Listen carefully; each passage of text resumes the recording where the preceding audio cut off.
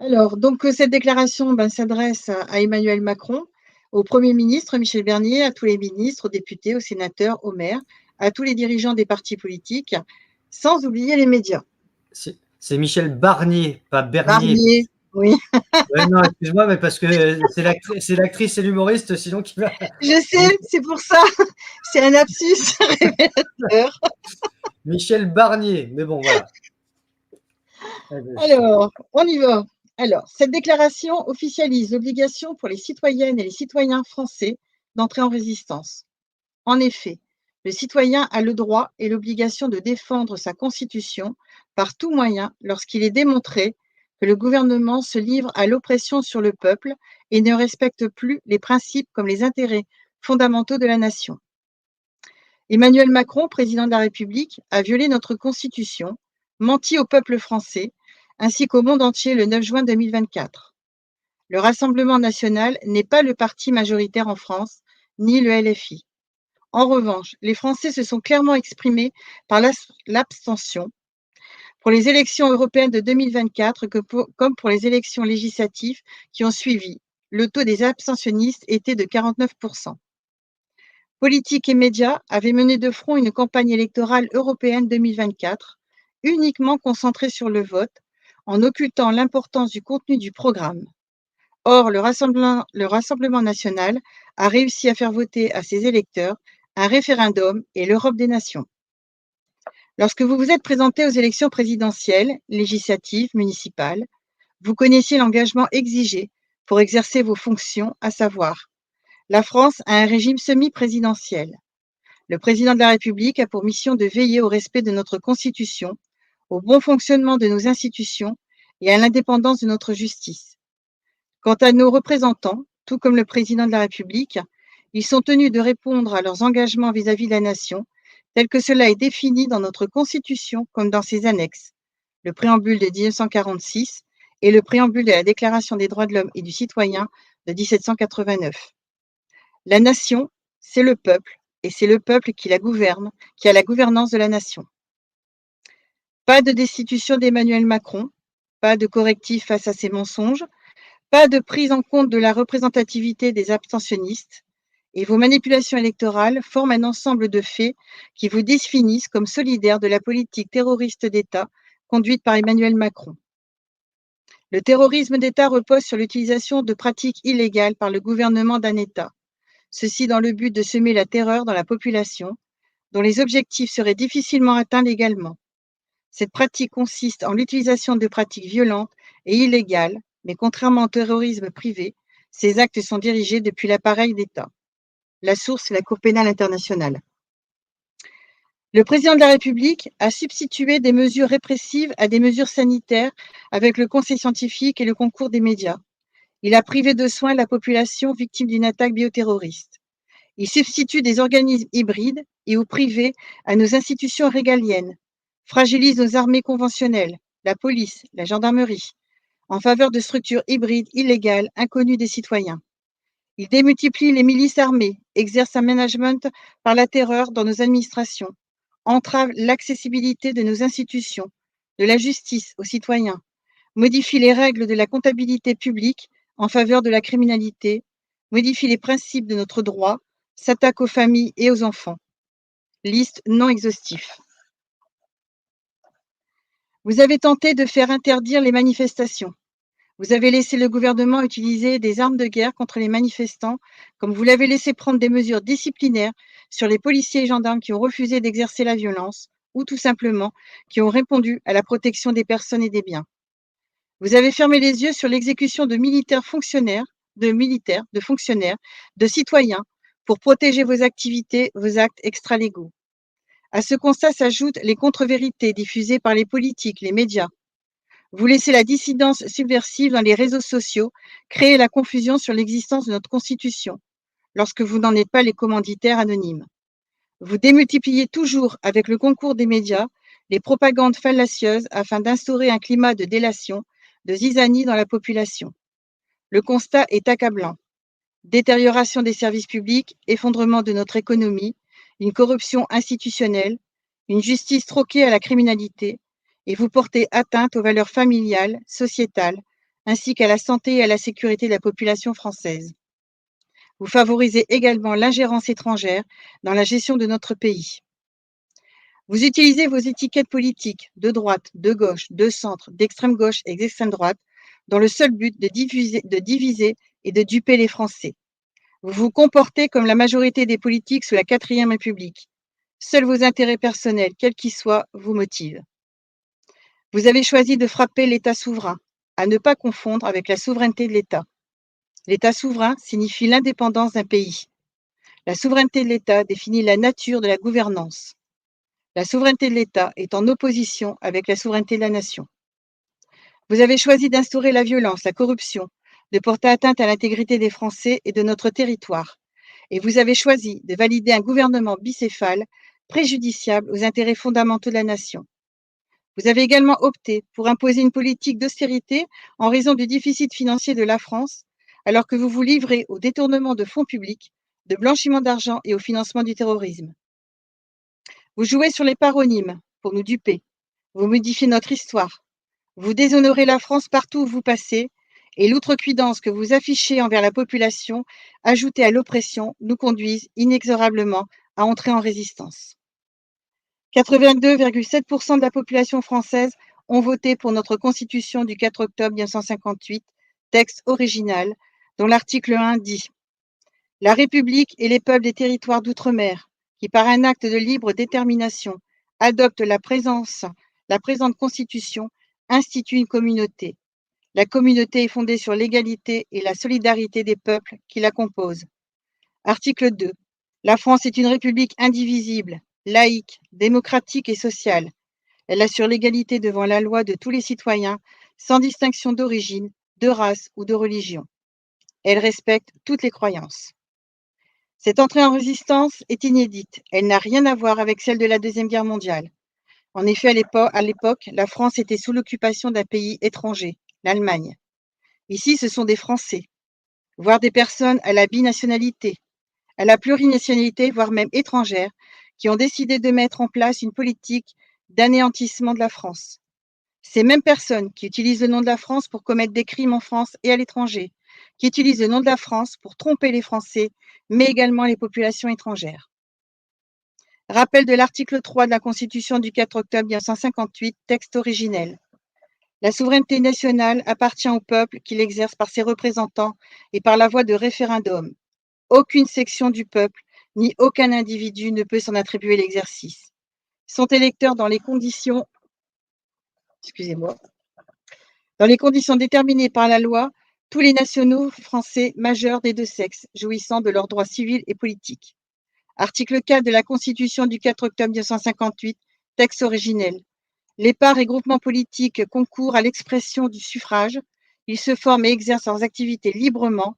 Ils doivent respecter les principes de la souveraineté nationale et de la démocratie. Le bilan est lourd et significatif de votre politique de terreur et aucun d'entre vous ne peut ignorer cette situation. En mars 2024, Emmanuel Macron, Marine Le Pen, Jean-Luc Mélenchon, Gérard Larcher, Yaël Braun-Pivet, ministres, députés, sénateurs et maires ont eu connaissance du rapport sur le terrorisme d'État exercé en France, précisant l'obligation des Français d'entrer en résistance. Ce rapport présente le résultat d'investigations conduites par des citoyens dont je fais partie, s'appuyant sur 7 dossiers judiciaires représentatifs de la corruption de la justice, de l'absence de la séparation des pouvoirs et confirmant les atteintes portées aux intérêts fondamentaux de la nation. Parmi ces 7 dossiers, l'un d'entre eux a permis de mettre à jour votre politique.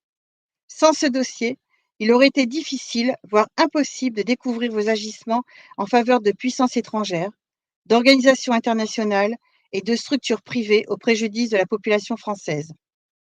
Ce rapport a également été adressé à 4 préfets, Philippe Gustin, Bertrand Gomme, Thibault Laxande, préfet hors classe, et Hervé Jonathan. À noter que les statuts hors classe est illégal. Le 7 mars 2024, ce rapport a été adressé à l'Union européenne, à la présidente et au vice-président du Parlement européen, au président du Conseil européen, à ne pas confondre avec le Conseil de l'Europe, à la présidente de la Commission européenne ainsi qu'à ses vice-présidents et commissaire, ainsi qu'à la commissaire des droits de l'homme, la CEDH, qui ne dépend pas de l'Union européenne, mais du Conseil de l'Europe. L'Union européenne est concernée par la politique terroriste de la France, puisque l'Union européenne est elle-même en défaut dans ses missions. Elle n'œuvre pas pour la démocratie et favorise le blanchiment d'argent, le financement du terrorisme, sans oublier le détournement de fonds publics. Ce sont des accusations graves, mais qui s'appuient sur des faits irréfutables. L'AFP, l'agence France-Presse, a également été rendue destinataire comme d'autres médias.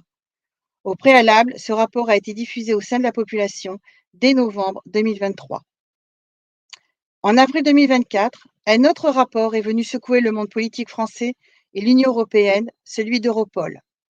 Un bref rappel, Europol est une agence européenne de police spécialisée dans la répression de la criminalité sous toutes ses formes. Créée en 1998, elle facilite l'échange de renseignements entre polices nationales, notamment en matière de stupéfiants, de terrorisme, de criminalité internationale et de pédophilie. Dans son rapport, Europol a identifié les réseaux criminels les plus menaçants dans l'Union européenne. Si plusieurs pays sont pointés du doigt, la France est la plus touchée. La France est devenue la terre d'accueil de ces réseaux criminels et du blanchiment d'argent. Il est fait mention de la corruption de nos magistrats, voire des pressions exercées sur d'autres, ce qui rejoint notre rapport sur le terrorisme d'État en France. Une organisation criminelle ne s'implante pas dans un État sans avoir l'assurance d'obtenir un soutien politique. Les réformes qui ont été conduites en France au judiciaire comme à la défense nationale sont en faveur de la criminalité. Il existe un lien entre le rapport sur le terrorisme d'État et le terrorisme d'Europol. Une affaire judiciaire, l'affaire Claude Bocage, mon père. La justice française, avec la presse locale, vont saboter le travail des gendarmes. Quant au ministre de l'Intérieur, il va refuser la proposition d'Europol d'investiguer sur ce dossier. Policiers et gendarmes, intervenus sur ce dossier, comme dans d'autres dossiers similaires, ne seront pas entendus par leur hiérarchie. En revanche, menaces et harcèlement étaient au rendez-vous. L'affaire Claude Bocage comporte plusieurs volets. Un volet personnel. Après avoir été séquestré pendant 20 ans dans un réseau politico-mafieux dans les Hauts-de-France, il a été assassiné afin de protéger les activités extralégales de l'État. Pour le deuxième volet, celui-ci concerne la sécurité et l'intérêt public. Ils ont usurpé son identité afin de mettre en place une plateforme financière permettant le détournement de fonds publics, mais également de blanchiment d'argent et le financement du terrorisme. Dans cette affaire, la chaîne bancaire impliquée ne s'arrête pas aux banques communes, nationales et internationales, mais on y trouve la Banque des règlements internationaux suisses, la BRI. Elle a pour activité la coopération monétaire et financière entre les États. La Banque nationale suisse, la BNS, y siège. La BRI est la banque centrale des banques centrales. À ce réseau bancaire vient s'ajouter une société offshore, Sodefina, aux îles Vierges britanniques, en lien avec la BNP Paribas du Luxembourg, la Banque postale. Tout cela en coopération avec le ministère des Finances publiques, avec en parallèle l'exercice de toutes les activités émanant du grand banditisme. Tout fonctionnaire qui intervient sur cette affaire est en danger. C'est le cas du brigadier chef de Monchy de la police nationale, qui, tout comme ma famille et moi-même, sommes victimes d'actes d'intimidation émanant de personnes détentrices de l'autorité publique, magistrats, directeur départemental de la sécurité publique, fonctionnaires du ministère des Finances publiques, la FRI, la force de réaction immédiate, ceux-ci œuvrant avec le concours de criminels. Aussi, il a été décidé de conduire nos investigations. Un groupe de citoyens s'est chargé du dossier grand banditisme. Un autre, dont je fais partie, s'est chargé du dossier financier et institutionnel. Or, rapidement, il est apparu une convergence régulière entre le grand banditisme et le dossier financier et institutionnel à l'échelle nationale et internationale, dans lequel apparaissent un monde politique monolithique et une culture de l'incompétence. Derrière cela va poindre l'existence de relations particulières entre nos dirigeants avec la Russie, la Chine, le Royaume-Uni, l'Inde, l'Arabie saoudite, le Qatar, etc. On découvre des organisations illégales de l'ONU, infiltrées dans nos institutions devenues pour la majorité des structures hybrides, des milices, des armées hybrides. En arrière-plan, Jacques Attali et Bernard Attali avec Bilderberg, des chaires universitaires, des clubs, des cercles, des fondations, des associations, qui ont perdu leur statut informel pour devenir des lieux de renseignement, de recrutement, mais également des acteurs politiques. Il est à rappeler que le détail de tous ces éléments se trouve dans le rapport 1 sur le terrorisme d'État qui vous a été remis en mars 2024, auquel vient s'ajouter le rapport 2 sur les atteintes portées aux intérêts fondamentaux de la nation. Dans le rapport 2, il est déchiffré votre politique désordonnée, divergente et attentatoire à la nation avec en appui des éléments factuels. Sachant qu'il avait déjà été mis à jour dans le rapport 1 une doctrine enseignée dans les grandes écoles, l'art de la duperie, venant supplanter de fait la pratique du droit public et du droit privé, ainsi que les règles de comptabilité publique comme privée. Ces rapports sont des bases de travail puisqu'elles mettent à jour le système parallèle existant à l'insu des citoyens afin de répondre à la mondialisation multipolaire. Un monde multipolaire est un mode dans lequel plusieurs centres de pouvoir influent et se concurrencent dans les relations internationales. Aussi, pour s'asseoir à la table d'une gouvernance mondiale multipolaire, il est nécessaire d'avoir une bonne assise économique et un très faible taux d'endettement. C'est tout l'opposé de la situation française qui, avec son taux d'endettement, risque de sortir de la zone euro, ce qui sera catastrophique pour l'avenir de la France. Sans oublier le refus de France Trésor de nous dire qui détient notre dette extérieure et la mise en place d'un gouvernement bicéphale, ce qui ne présage rien de bon. D'autant plus que des financiers aguerris, l'opposé de vos experts afin d'être plus clair, avaient alerté à plusieurs reprises les ministres des Finances publiques successives jusqu'à Bruno Le Maire sur le fait que le marché montrait des signes de tension, ce qui est significatif d'une baisse concurrentielle. Ces alertes ont été également émises par plusieurs autres pays européens, dont le Royaume-Uni. En 2004, l'Union européenne a donc élaboré un traité antitrust. Au grand désespoir de ses financiers et du nôtre, la loi antitrust américaine comme celle de l'Union européenne ne se sont pas appliquées. En revanche, on a vu apparaître des sociétés d'avocats spécialisées dans le contournement des lois antitrust, comme des lois fiscales, ainsi que celles sur le blanchiment d'argent et le financement du terrorisme. Les seuls bénéficiaires sont les grands groupes, qui pour la majorité sont nés pendant et ou ont prospéré pendant la Deuxième Guerre mondiale, et les oligarques. Savoir qui a emmené dans son sillage les grands groupes ou les organisations criminelles n'a pas grande importance, puisqu'aujourd'hui ils sont devenus une unité. Ils recrutent des anciens politiques, ils s'assurent de la participation des hauts fonctionnaires qui font des allers-retours entre les missions publiques et les fonctions privées, afin de bénéficier de ce que l'on appelle le trafic d'influence. C'est le fonctionnement des organisations criminelles à visage découvert, ce que le milieu criminel appelle le système, ou encore la famille. Qui a décidé de mettre dans le PIB le produit de la drogue et de la prostitution? En France, on enregistre le produit de la drogue. En Allemagne, le produit de la prostitution. En France, qui l'a imposé au gouvernement? L'INSEE. Qui en a donné l'ordre à l'INSEE? Eurostat. Qui se trouve derrière Eurostat? L'ONU. L'ONU, qui en 2002 s'est retrouvée au centre d'un scandale. Des agents de l'ONU se livraient à l'exploitation sexuelle et au viol sur adultes et enfants dans les pays où ils étaient censés apporter la paix. En 2005, l'ONU a rédigé le rapport Zaïd, continuellement revu. En 2010, elle crée un poste de défenseur des droits des victimes. En 2024, il mentionne que les victimes ne tiennent pas toujours justice, mais qu'elles bénéficient d'une formation professionnelle et d'un travail. Elle s'engage également à faire reconnaître la paternité des enfants nés de ces agressions. L'ONU n'interdit pas l'exploitation sexuelle, elle fait de la prévention. Tout est dans la nuance.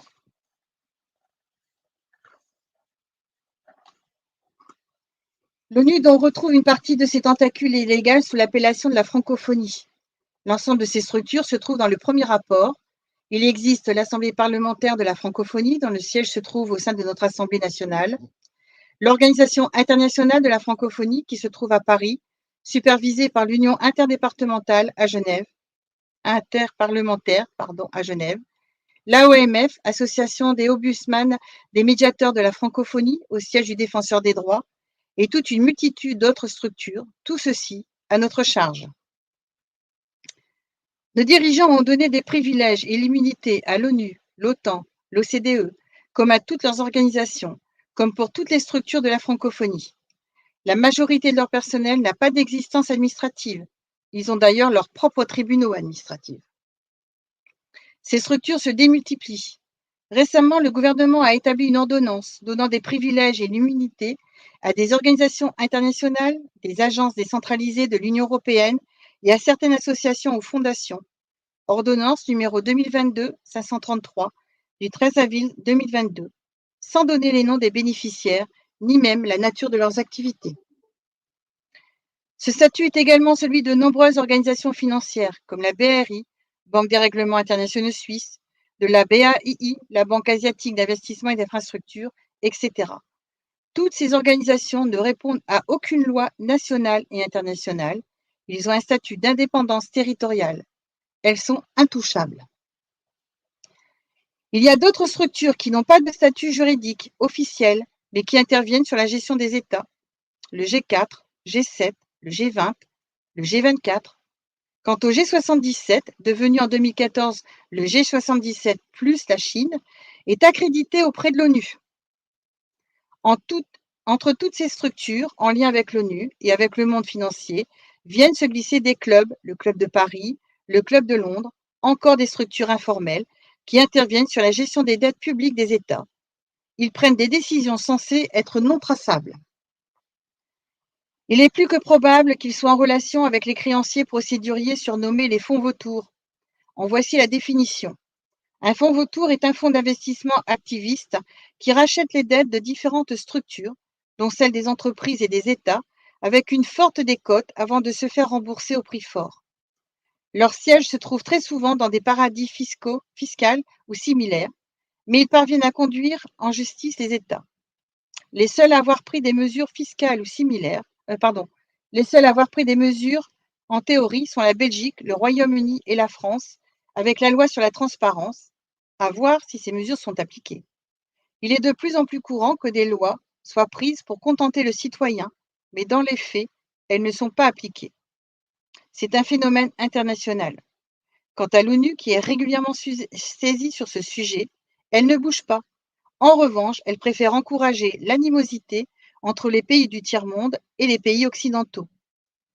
En effet, le G77 et la Chine, c'est ainsi qu'il se présente, a été mis en place pour contrecarrer les pays occidentaux responsables, selon eux, de la pauvreté.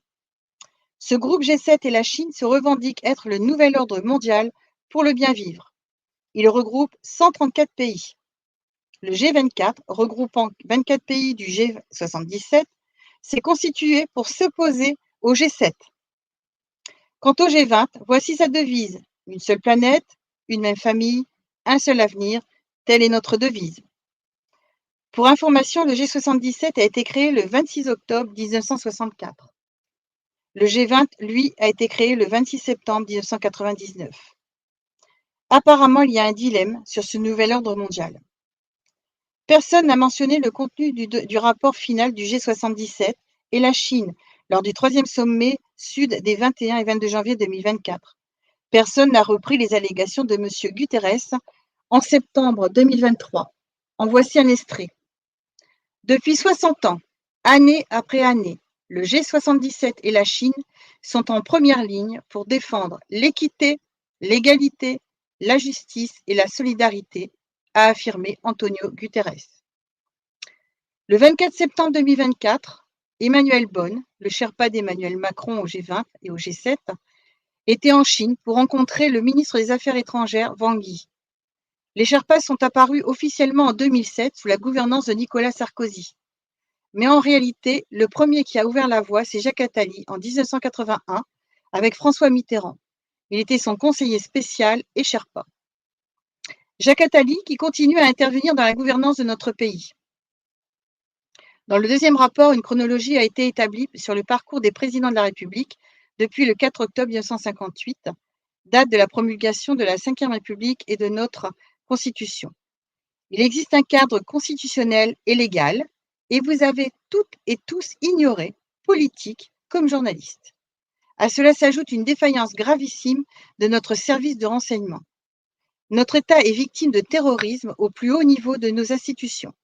Jacques Attali est à la tête d'un réseau politico-mafieux. Il est coupable d'atteinte aux intérêts fondamentaux de la nation, d'espionnage, de trahison, de crimes contre l'humanité. La liste des individus qu'il a placés dans notre gouvernement est longue. Il y a déjà son frère, Bernard Attali, haut fonctionnaire, qui bafoue les règles régissant sa fonction. Ces personnes travaillent en famille, comme son ami Patrick Drahi. Il va falloir que vous expliquiez aux Français pourquoi vous l'avez laissé prendre la main sur la gestion de notre pays. Il a mis en place ses équipes, y compris à la présidence. Nicolas Sarkozy, François Hollande et Emmanuel Macron sont ses disciples. Jacques Attali est entré dans notre gouvernance en 1970 au Conseil d'État. En 1981, il devient le conseiller spécial de François Mitterrand. François Mitterrand va le laisser diriger la France. Il est impossible que vous ne l'ayez pas vu. La gouvernance sous Mitterrand a été entachée de suicides, d'accidents. La politique mise en place au ministère de l'Intérieur a eu un effet déplorable qui n'a cessé de s'aggraver depuis. En 1996, il y a eu 70 suicides présumés de policiers. Jacques Attali a œuvré contre notre justice. François Mitterrand, quant à lui, a usé de son pouvoir afin d'imposer Jean-Marie Le Pen aux médias. Il avait besoin que la cote de ces derniers soit au beau fixe. Jacques Attali s'attaque à nos aînés, mais également à nos enfants. Il met en place avec ses amis une histoire qui n'est pas la nôtre.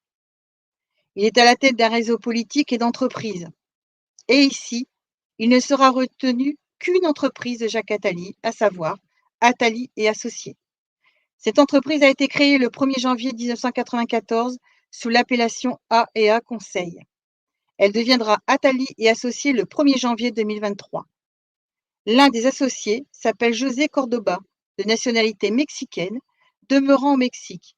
L'un des objets de cette société est le conseil en matière de stratégie économique et sociale d'investissement, d'organisation et de réforme institutionnelle. Auparavant, Jacques Attali a mis en place la BERD, la Banque européenne de reconstruction et de développement. Officiellement, cette banque a été créée à l'initiative de la France en 1990, mais avec l'accord de la Russie. En 1991, Jacques Attali va imposer au Premier ministre anglais, Michael Gorbatchev. Il va également l'imposer aux chefs d'État présents au G7, le G7 créé en 1975. Sur l'accord de siège qui a été signé à Paris figure la signature de Jacques Attali. Il n'est précisé aucune fonction. Il est le conseil de François Mitterrand et le directeur de la BERD jusqu'en 1993. Cette banque a les mêmes privilèges et immunités que l'ONU. Son siège se trouve à Londres. Elle a 4 langues officielles, l'anglais, l'allemand, le français et le russe. La majorité du personnel était russe.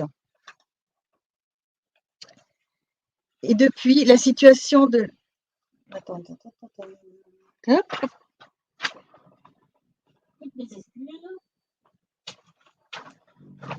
Voilà. Et depuis, pour les structures comme l'ONU, le personnel dépend entièrement de la banque. L'impôt, il le paye à la banque. Certains pays actionnaires de cette banque vont critiquer la gestion de Jacques Attali. Il gère la banque comme s'il s'agissait de ses fonds propres. Il sera remercié en 1993. Cette banque à laquelle siège l'Union européenne en toute illégalité ne répond pas à la réglementation bancaire en vigueur. De plus, cette banque a des activités qui vont au-delà de l'exercice bancaire. Elle intervient sur les institutions publiques. Dans tous les pays où elle intervient, comme en Ukraine, la corruption est présente. Maintenant, son associé n'est pas n'importe qui. José María Córdoba Montoya a été le conseiller spécial, le Sherpa du président mexicain Carlos Salinas de Gortari de 1988 à 1994. Sur soupçon de fraude électorale, critique sur l'emprise de José Cordoba sur le président, les ministres mexicains se sont plaints de ne pas pouvoir rencontrer le président sans que José Cordoba soit présent. Il sera mis fin à sa mission le 30 mars 1994. Le président Salinas de Gortari, le clan Salinas, plus exactement, sont soupçonnés du meurtre de Luis Donaldo Colosio et de José Francisco Ruiz Massieu. Ces assassinats vont venir s'ajouter à celui du cardinal Posadas en 1991, où José Cordoba a été entendu. Nous sommes en 2024, ces dossiers sont toujours d'actualité. Comme toujours, dans ces jeux de pouvoir, le cours de la justice est entravé. Extrait du Los Angeles Times du 9 juin 1992. José Cordoba Montoya est le plus proche conseiller du président. Les critiques disent que le décideur né à l'étranger est trop proche.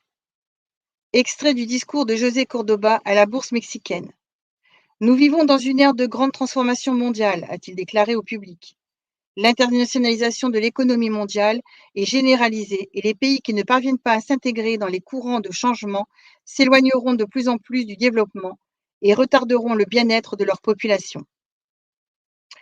On le retrouve comme intervenant en 2011 au Cercle des économistes dans les rencontres économiques d'Aix-en-Provence, auprès de Mario Draghi de la Banque d'Italie sur le thème « La guerre des monnaies ».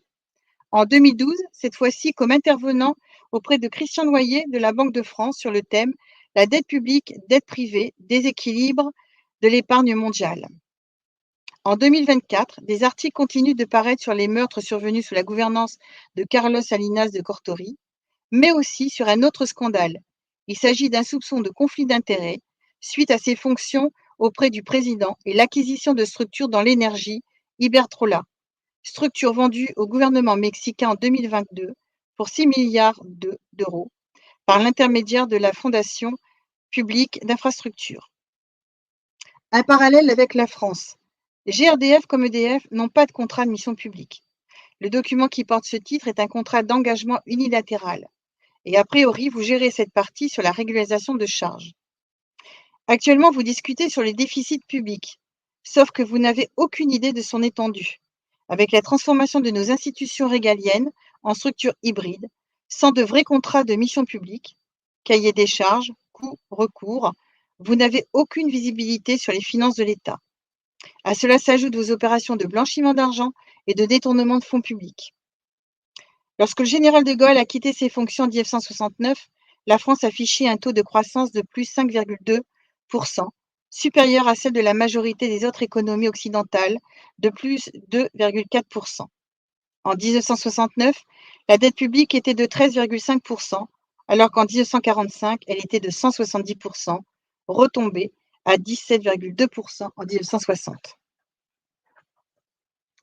Depuis, la France ne cesse de se dégrader progressivement, avec une pointe importante à tout niveau sous les deux septennats de François Mitterrand de 1981 à 1995. Le chômage va doubler de 5,9% en 1980, il passera en 1994 à 10,7%. En 1981, la dette publique était de 22,04% du PIB. En 1995, elle est de 57,60% du PIB. En 2018, la dette publique est de 98,4%. En 2019, de 97,4%. En 2020, 114,6%. En 2021, de 112,9%. En 2022, de 111,6%. En 2023, de 109,6%. Au premier trimestre 2024, la dette publique est de 102,4% du PIB.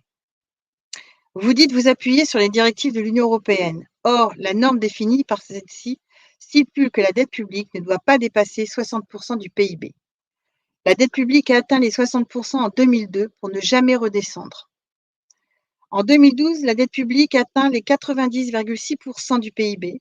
François Hollande instaure une institution budgétaire indépendante composée d'experts en économie et en finances publiques, le Haut Conseil des finances publiques. La dégradation de la situation financière de la France a donc commencé bien avant la Covid-19, et ce n'est pas la Covid-19 qui impacte la dette publique. Quant aux perspectives économiques pour la France pour 2025, elles sont fortement compromises. Il apparaît que seuls les pays émergents auront une croissance au-dessus de 2%, selon France Trésor. Pour la France, la situation va être difficile.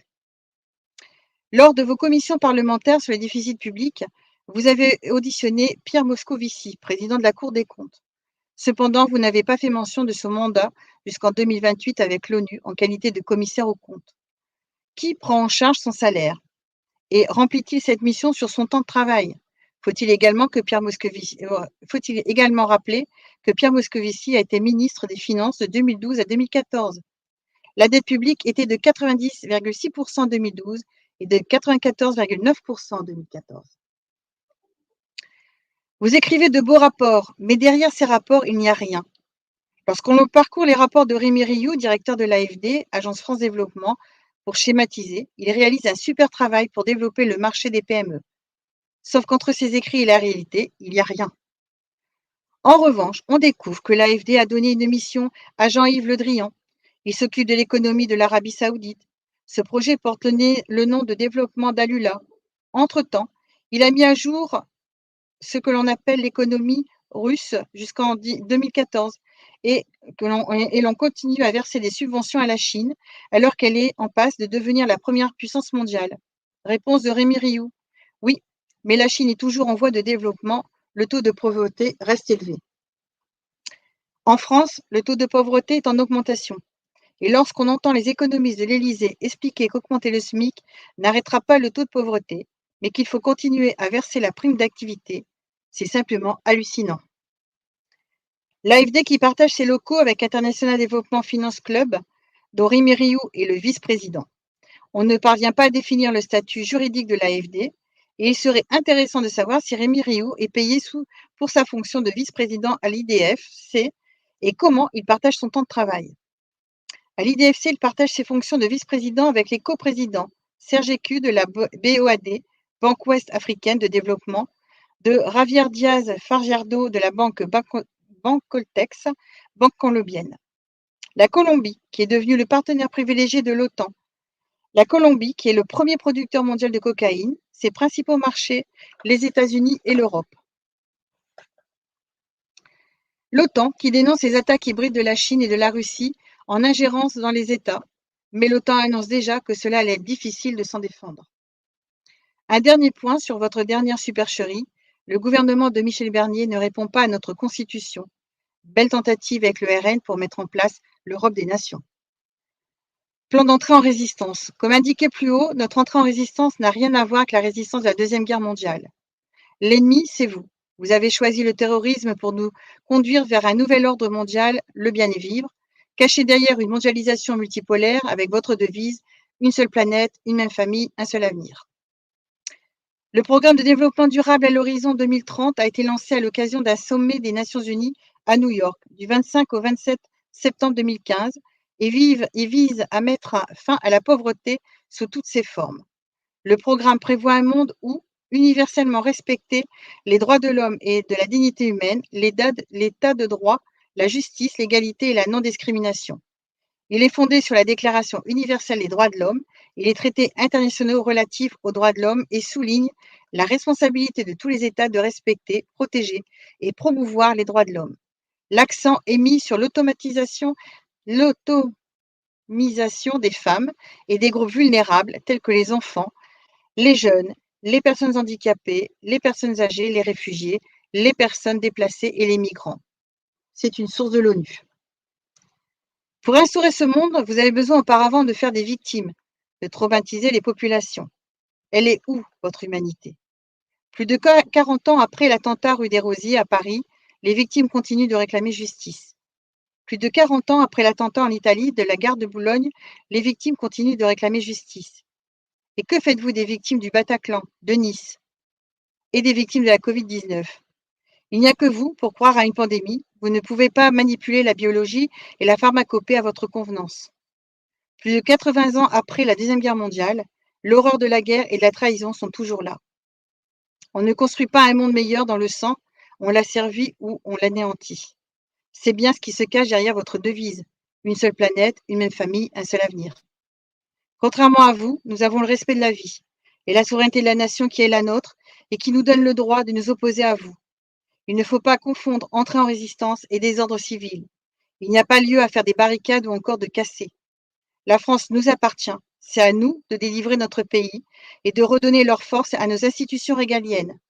Dans toute l'histoire, c'est une première, mais nous sommes les seuls au monde à avoir la souveraineté de la nation et une fois de plus, ce sont les Français qui innovent. C'est pourquoi nous souhaitons que cette résistance se déroule en bonne intelligence, sans violence, afin de faire le moins de victimes possible. En revanche, afin de sortir la France du bourbier dans lequel elle se trouve, il va nous falloir faire appel à tout le monde, y compris à certains d'entre vous. Nous devons veiller à restituer la confiance des autres pays dans la démocratie, ce qui est incontournable pour notre construction. Cependant, cela ne peut être possible que si on neutralise dès à présent un certain nombre d'individus malveillants.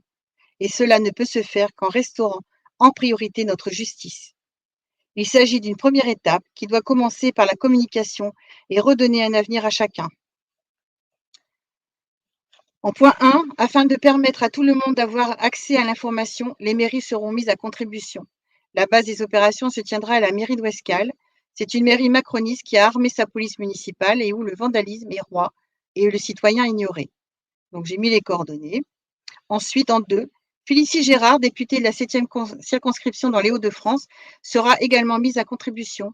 Elle siège à la commission des finances publiques et comme beaucoup ont pu le constater, cette commission a pris la décision de nous asphyxier financièrement alors qu'ils détournent notre argent public au bénéfice de puissances étrangères, d'organisations internationales et privées. Une fois encore, il est important d'insister. La situation actuelle n'a strictement rien à voir avec celle d'avant 1940, comme celle d'avant 1958. Nous avons la souveraineté de la nation et la France est sous ingérence terroriste étrangère conduite avec la complicité d'une minorité de concitoyens. Sont également condamnables tout groupuscule ou individu qui organise des manifestations afin de casser, bloquer la circulation des citoyens comme toute violence. Ce qui va dans votre sens, puisque vous faites endosser tous les dysfonctionnements aux gens. Vous l'écrivez même dans vos rapports afin de nous prendre en défaut face à notre Constitution. Notre entrée en résistance est plus que légitime et elle est appliquée dans le respect de notre Constitution du 4 octobre 1958. N'oubliez pas que nous avons l'obligation de la défendre par tous moyens. Ne pas répondre une fois de plus à nos droits ou une fois de plus nous répondre par la force vous mettra cette fois-ci officiellement en défaut et en raison de la gravité de la situation, il n'y aura pas de retour possible. Enfin, cette déclaration est le résultat du travail d'un collectif et de la solidarité citoyenne. Il a été décidé que celui-ci soit signé par moi afin de permettre que toute citoyenne, tout citoyen puisse nous rejoindre dans la légalité conformément à notre Constitution. Faire Ouescal.